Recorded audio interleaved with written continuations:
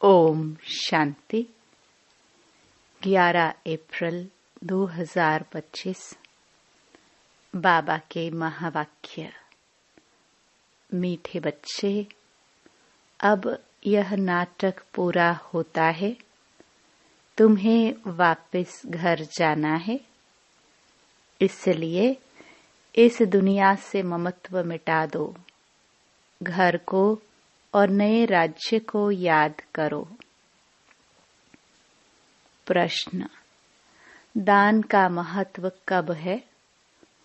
उसका रिटर्न किन बच्चों को प्राप्त होता है? उत्तर: दान का महत्व तब है जब दान की हुई चीज में ममत्व न हो। अगर दान किया फिर याद आया तो उसका फल रिटर्न में प्राप्त नहीं हो सकता।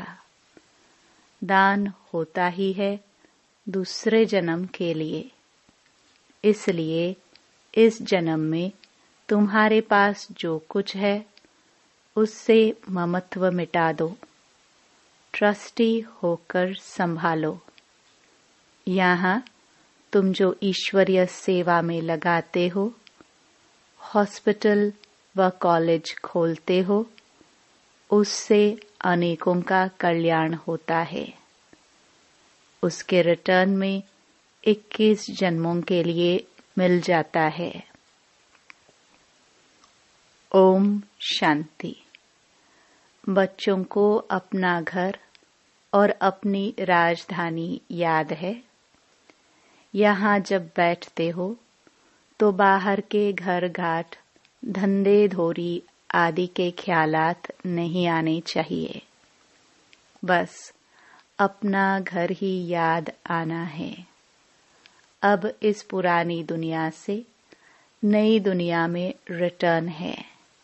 यह पुरानी दुनिया तो खत्म हो जानी है। सब स्वाहा हो जाएगा आग में। जो कुछ इन आंखों से देखते हो, मित्र संबंधी आदि, ये सब खत्म हो जाना है।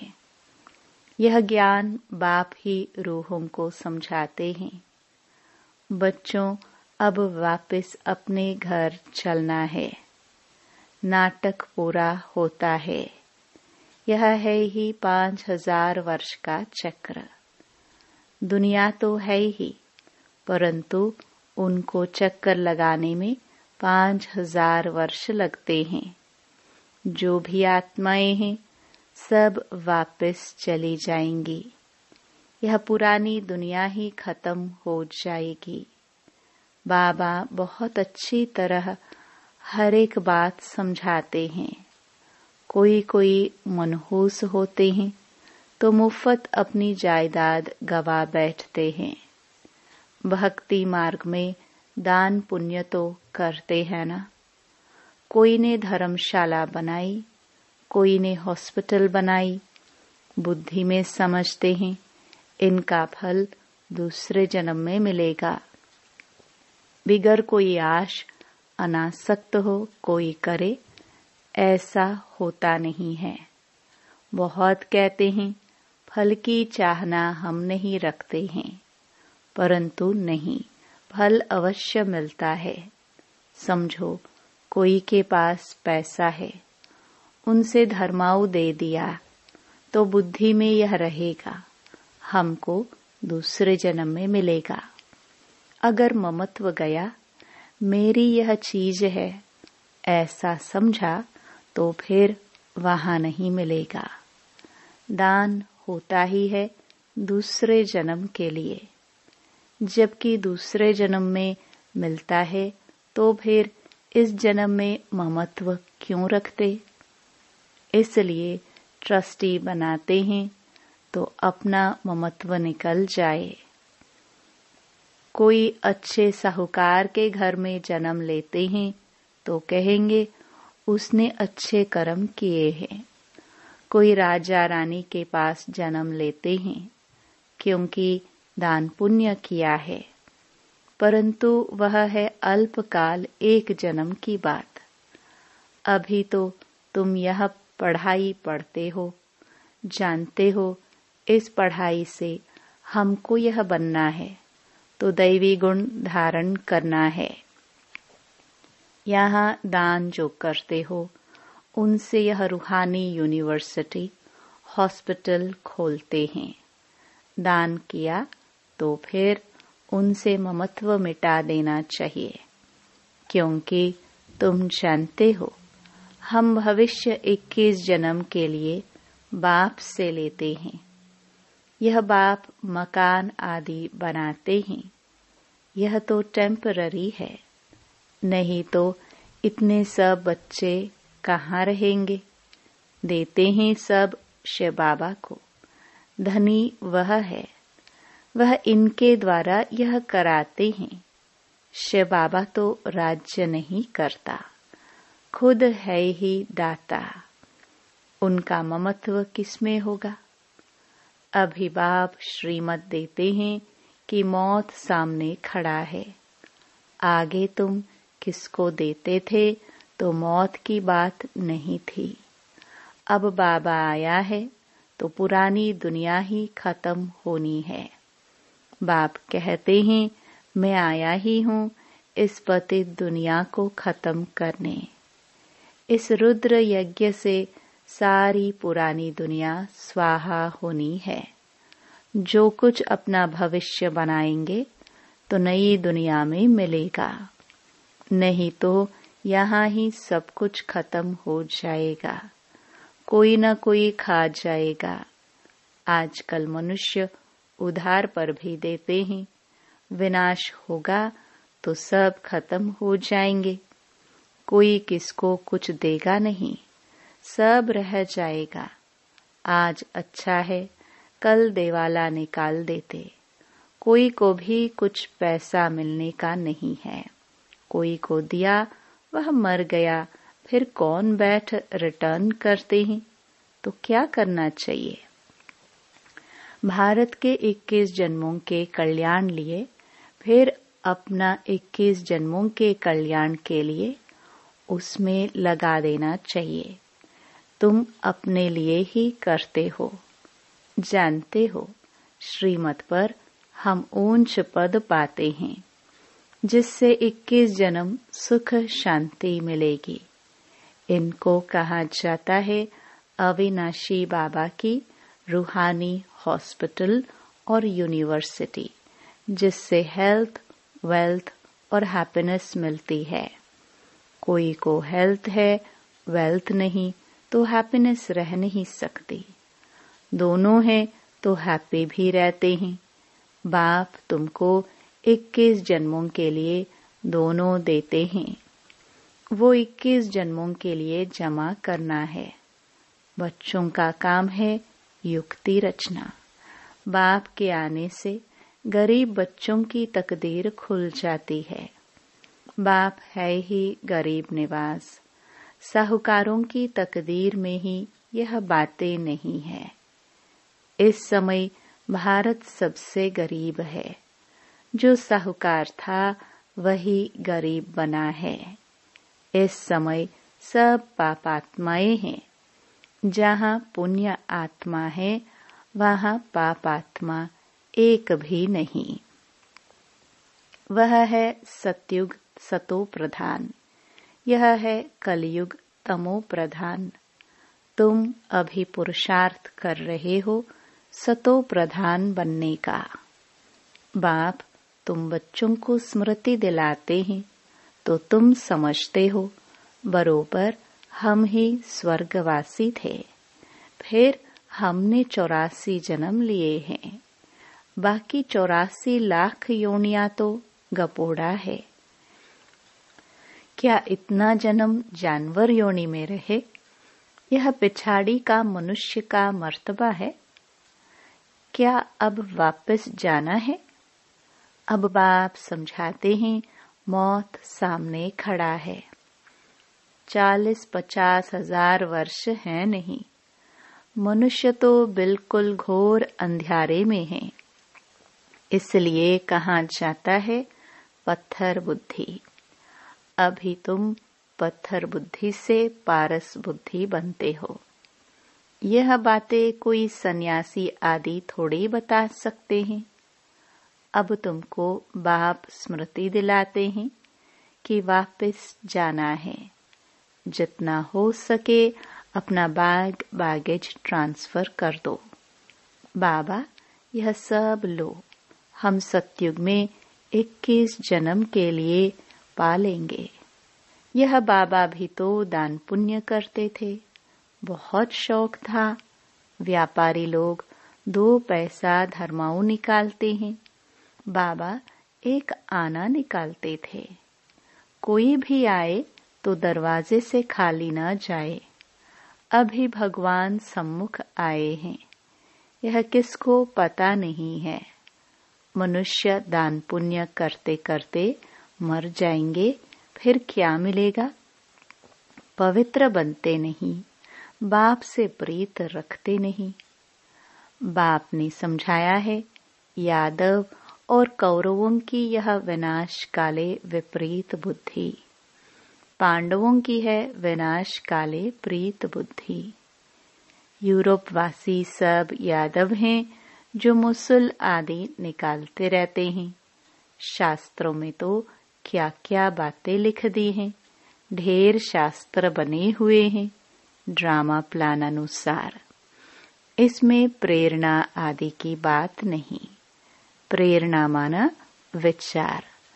बाकी ऐसे थोड़े बाप प्रेरणा से पढ़ाते हैं।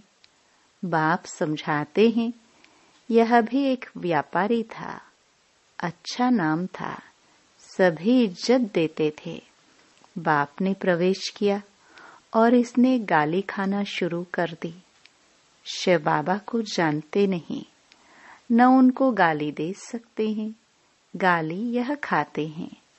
श्री कृष्ण ने कहा ना, मैं नहीं माखन खायो। यह भी कहते हैं, काम तो सब कुछ बाबा का है, मैं कुछ नहीं करता हूँ, जादूगर वह है, मैं थोड़े ही हूँ। मुफ्त में इनको गाली दे देते हैं। हमने कोई को भगाया क्या? किसको भी नहीं कहा कि तुम भाग कर आओ। हम तो वहां थे, यह आपे ही भाग आए। मुफ्त में दोष डाल दिया है। कितनी गाली खाई, क्या क्या बातें शास्त्रों में लिख दी हैं। बाप समझाते हैं, यह फिर भी होगा। यह है सारी ज्ञान की बात। कोई मनुष्य यह थोड़ी कर सकता है। सो भी ब्रिटिश गवर्नमेंट के राज्य में कोई के पास इतनी कन्याएं माताएं बैठ जाए, कोई कुछ कर ना सके। कोई के संबंधी आते थे तो एकदम भगा देते थे। बाबा तो कहते थे, भल इनको समझा कर ले जाओ, मैं कोई मना थोड़ी करता हूँ। परंतु किसकी हिम्मत नहीं होती थी। बाप की ताकत थी ना, नथिंग न्यू। यह फिर भी सब होगा, गाली भी खानी पड़े।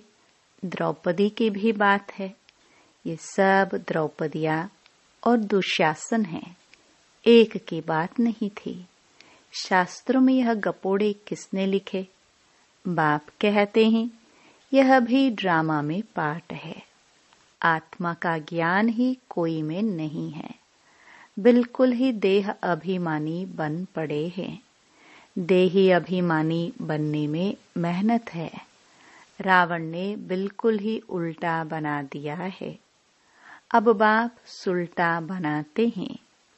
देही अभिमानी बनने से स्वतः स्मृति रहती है कि हम आत्मा है, यह देह बाजा है बजाने लिए। यह स्मृति भी रहती तो दैवी गुण भी आते जाते हैं। तुम किसको दुख भी नहीं दे सकते। भारत में ही इन लक्ष्मी नारायण का राज्य था। 5000 वर्ष की बात है। अगर कोई लाखों वर्ष कहते हैं तो घोर अंधेरे में है। ड्रामानुसार जब समय पूरा हुआ तब बाप फिर से आया है।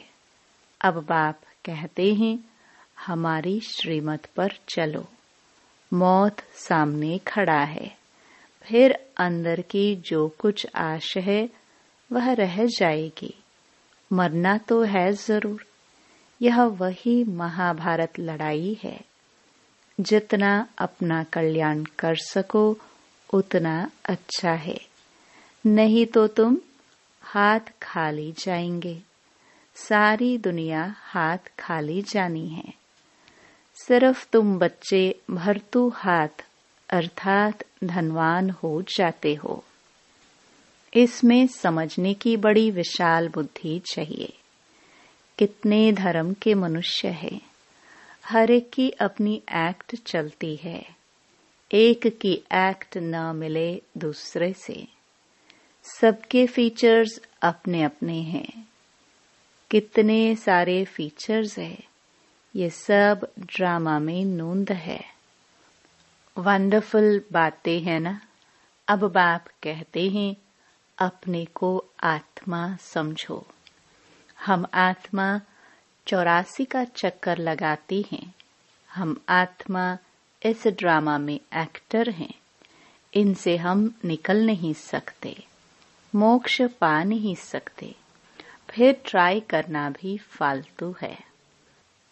बाप कहते हैं ड्रामा से कोई निकल जाए, दूसरा कोई ऐड हो जाए, यह हो नहीं सकता। इतना सारा ज्ञान सबकी बुद्धि में रह नहीं सकता। सारा दिन ऐसे ज्ञान में रमण करना है, एक घड़ी आधी घड़ी। यह याद करो, फिर उनको बढ़ाते जाओ। 8 घंटा भल स्थूल सर्विस करो, आराम भी करो। इस रूहानी गवर्नमेंट की सर्विस में भी टाइम दो। तुम अपनी ही सर्विस करते हो। यह है मुख्य बात। याद की यात्रा में रहो। बाकी ज्ञान से ऊंच पद पाना है। याद का अपना पूरा चार्ट रखो।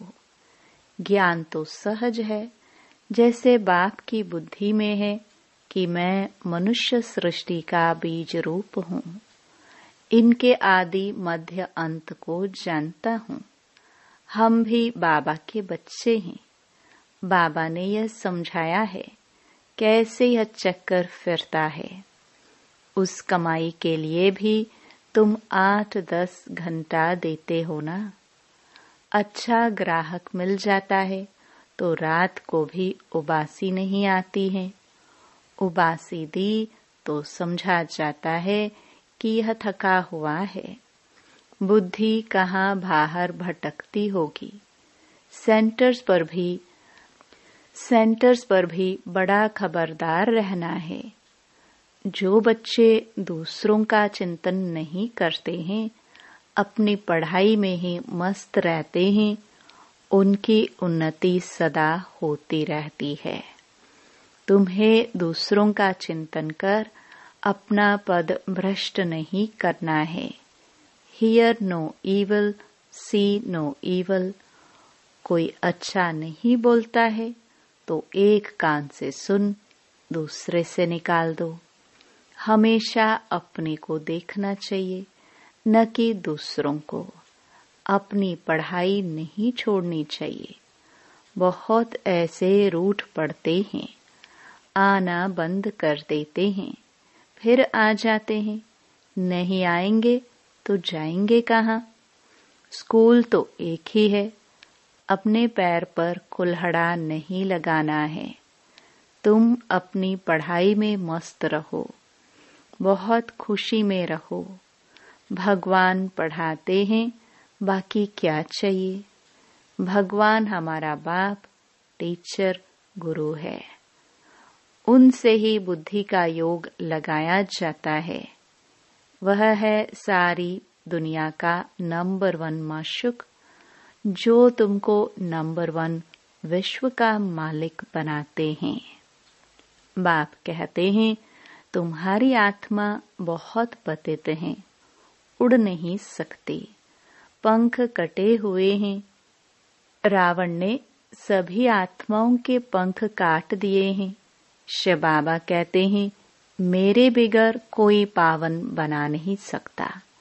सब एक्टर्स यहाँ हैं, वृद्धि को पाते रहते हैं, वापस कोई जाते नहीं।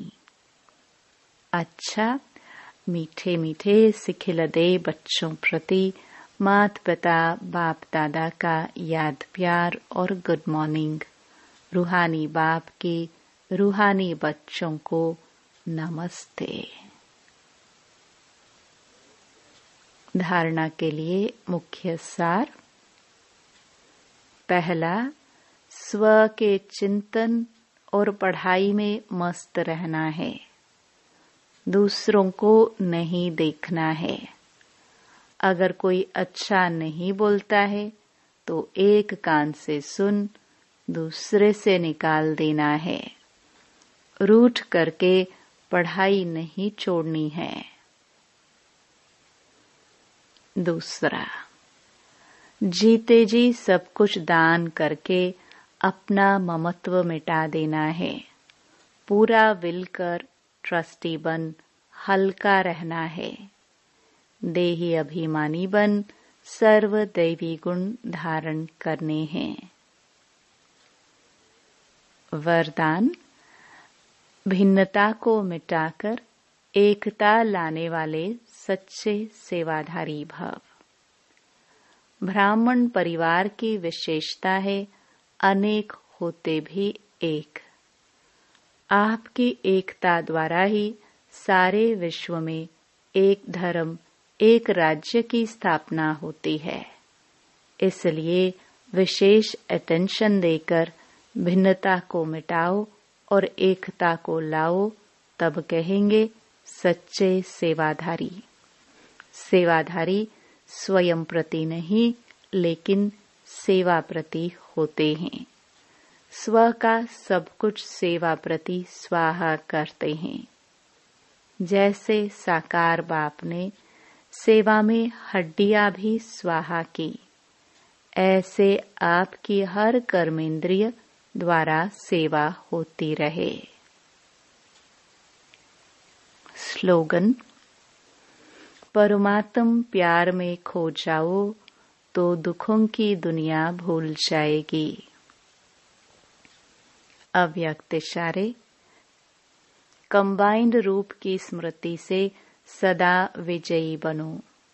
सदा स्मृति रखो कि कंबाइंड थे, कंबाइंड है और कंबाइंड रहेंगे। कोई की ताकत नहीं जो अनेक बार के कंबाइंड स्वरूप को अलग कर सके। प्यार की निशानी है कंबाइंड रहना। यह आत्मा और परमात्मा का साथ है। परमात्मा तो कहाँ भी साथ निभाता है और हर एक से कंबाइंड रूप से प्रीत की रीति निभाने वाला है। ओम शांति।